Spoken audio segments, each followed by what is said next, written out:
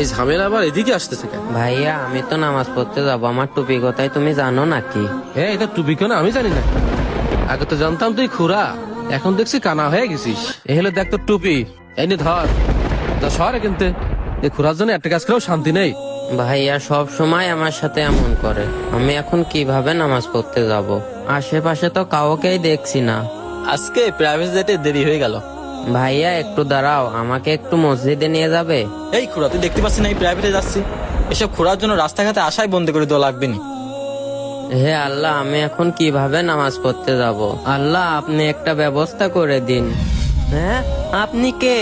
আমি কে তোমাকে এত জানতে হবে না, তুমি চলো আমার সাথে।